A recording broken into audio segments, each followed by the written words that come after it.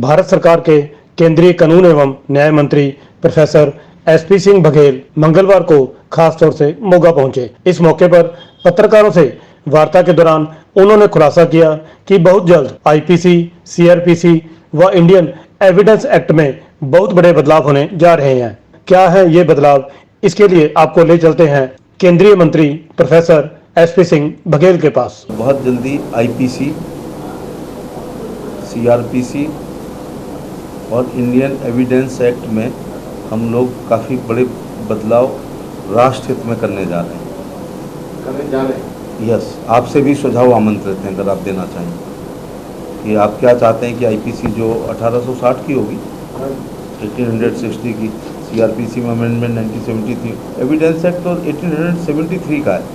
जब डीएनए नहीं आया था लाइट में, जब फुटप्रिंट नहीं होते थे, जब फिंगरप्रिंट नहीं होते थे, तब नार्को नहीं होती थी, तब बायोलॉजिकल टेस्ट नहीं होता था, तब सीमेंट टेस्ट नहीं होता था, तब हेयर का स्ट्रक्चर नहीं जानते थे। तो 1857 में हम लोग इतनी अच्छी लड़ाई लड़े कि बिना एविडेंस के अंग्रेजों ने टांग दिया होगा हम लोगों को, क्योंकि वो 57 के बाद आया है इंडियन एविडेंस एक्ट। तो इंडियन एविडेंस, जैसे भारत के संविधान में समय काल परिस्थितियों के अनुसार काफ़ी संशोधन हुए हैं और इवन प्रियम्बल में भी हुए हैं, तो क्यों नहीं हम एविडेंस एक्ट में, जिससे केस का डिस्पोजल साइंटिफिक एविडेंसेस के आधार पर हो।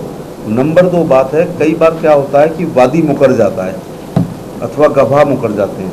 अब वादी और गवाह मुकर जाएगा, लेकिन फिंगरप्रिंट तो बोलेगा ना कि बदमाश के फिंगरप्रिंट हैं, वहाँ फुटप्रिंट हैं, डीएनए ये है, ब्लड टेस्ट ये है, सीमेंट टेस्ट ये आया उसका, नार्को ये है, आपका लाइट डिटेक्टर है।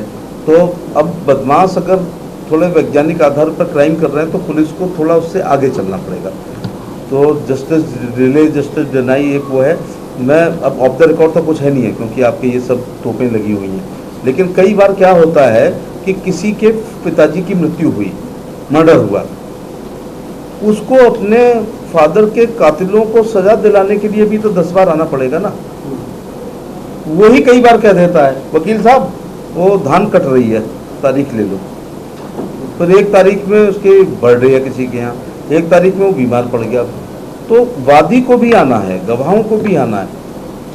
अब क्या है, वीडियो कॉन्फ्रेंस से एक बहुत बड़ा लाभ होगा कि हम 1/10 समय, ये पुलिस के एसपी होंगे तो ज़्यादा बेहतर समझ पाएंगे कि जो मुकदमा कायम किया है हेड मॉडरेन ने, ट्रायल के समय वो आएगा ये कहने के लिए यस मैंने किया है। अरे भैया, अब तू फिरोजपुर से कह दे कि मैंने किया है, दिस इज माई राइटिंग।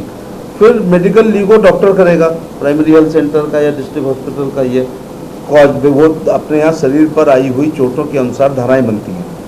जैसे all injuries are blunt and hard object caused by hard object, तो 323 बनेगी।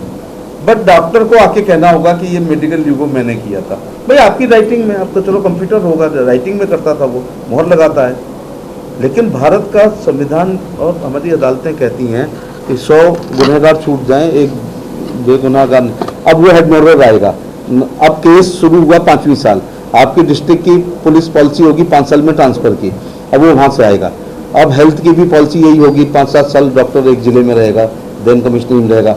अब उसको ये कहने के लिए वहाँ से जलंधर से आना है कि मैंने मेडिकल लीगो किया, वो पहचानता है, एक दिन में बंदा करता, कहेगा मेरी राइटिंग है, तो शार्प से 24 बनेगी, फ्रैक्चर हुआ तो 325 बनेगी, और अंग भंग हो जाएगा तो 326 बनेगी, जान से मारने की नीयत से कोई फायर या हमला या गनशॉट है 307 बनेगी, मर सकता है vital part of the body पे तो 308 बनेगी। अब डॉक्टर साहब आ रहे हैं पंजाब के किसी जिले से, तो अक्सर क्या कहेंगे, ये पुलिस वाले तो एक काम करते हैं, due to the law and order problem unable to attend the court, because Muharram आ रही है, फिर ईद आ रही है, फिर किसान आंदोलन चल रहा है, फिर दिवाली आ गई, फिर गुरु महाराजों की जयंतियाँ आ गई।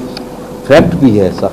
तो जब ये अपने थाने से ही वहीं से वीडियो कॉन्फ्रेंस से कह देंगे कि जी मेरी राइटिंग है, मैंने कायम मुकदमा किया था, इसकी अरेस्टिंग मैंने की थी, फर्द पे मेरे ही दस्तखत हैं, तो मुझे लगता है कि जो 6 संबंध करने के बाद बुलाया जाता था, वो अपने ज़िले में, अपने घर पर, अपने बेडरूम से एविडेंस दे सकता है। इसके लिए ई कोर्ट के लिए हम बहुत सारा पैसा, मैं कोई विस्तार में चला गया, ई कोर्ट के माध्यम से हम बहुत सारा पैसा दे रहे हैं।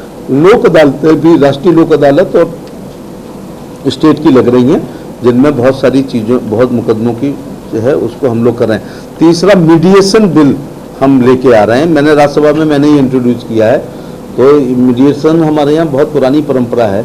महाभारत के समय कृष्ण जी लेके गए थे और 5 गांव में मांगे थे, नहीं माने पे युद्ध हुआ था।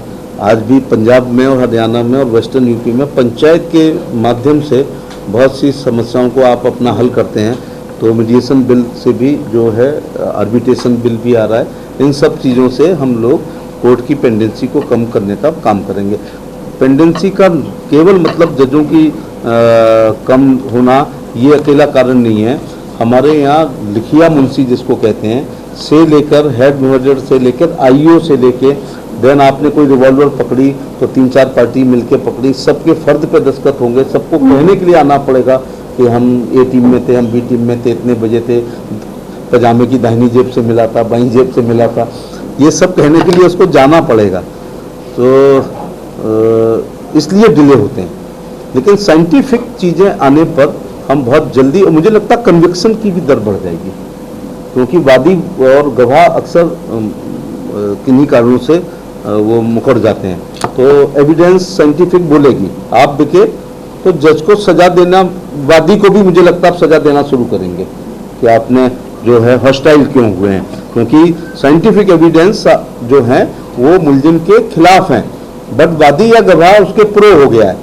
तो मुझे लगता है कि आईओ भी 182 सीआरपीसी कर सकता है। और आजकल मैं जुडिशरी में देख रहा हूँ कि वो लोग इसको अगर कहते हैं कोर्ट का समय आप लोग बर्बाद कर रहे हैं। ये भी करने लगे हैं कि कई बार केस को छोड़ते हुए एक स्ट्रक्चर पास करके जाते हैं, यद्यपि मर्डर हुआ है, यद्यपि आदमी मरा है, लेकिन आईओ के द्वारा सफिशिएंट एविडेंस कलेक्ट ना करने के कारण हम इसको एक्विटल कर रहे हैं। तो फिर आपको मिलते होंगे, आप बेड एंट्री भी दे देते होंगे उन लोगों को, और कोर्ट से जो बेड एंट्री मिलती है वो कोई नहीं काट सकता। मोगा टुडे न्यूज के लिए सहयोगी राजू पासी के साथ मुनीश जिंदल, मोगा।